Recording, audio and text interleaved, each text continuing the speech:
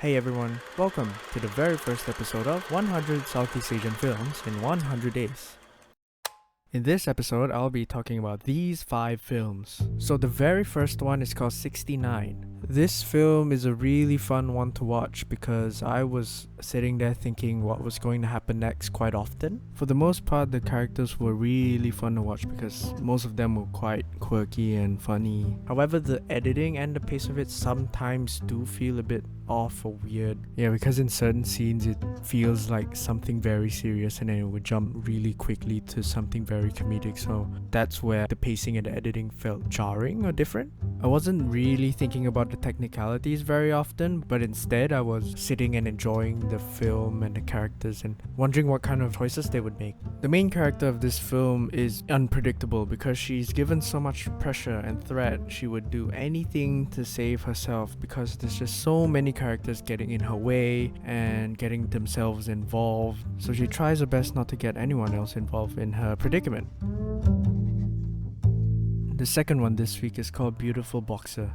This one felt more like a television movie because the pacing for this one felt quite fast to me. The edit of the whole film is quick and it fades in and fades out quite often just to show the passing of time or big changes. Yeah, and it felt like you're not given enough time to digest the scene, process everything, or even understand the character.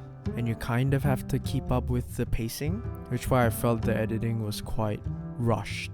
However, in the end or towards the end, I did feel some sort of sympathy or empathy for the characters, and you don't really lose track of the characters because the exposition is quite straightforward. By the end of it, you just realize that you've gone through so much of the film and you don't even realize it because of its editing.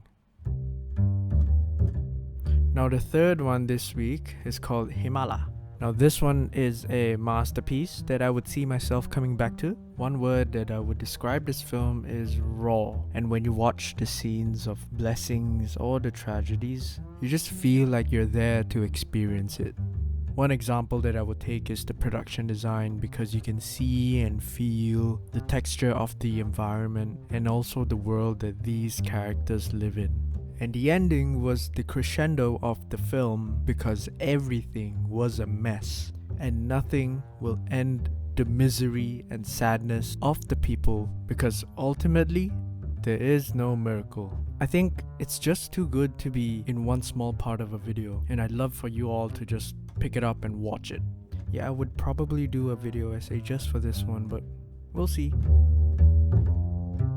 Now the fourth one this week is called Batch 81. It's a very rough film about fraternities and exploring deep into toxic masculinity, emotional manipulation, and brutality. I was really drawn into it because I was constantly uneasy and on edge.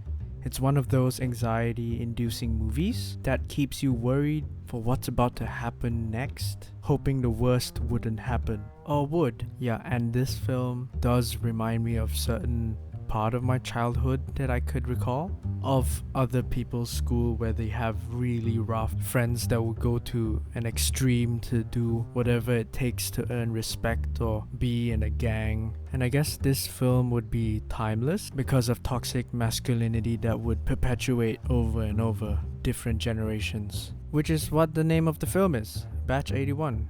They're the 81st batch.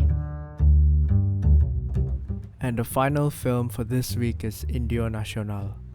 Now I walked in blindly to this film not thinking it was a silent film, and it didn't really resonate with me by itself until towards the end of the film where I tried to piece everything together and I sort of understood what they were trying to say. Only after reading reviews and explanations I had more appreciation for this film.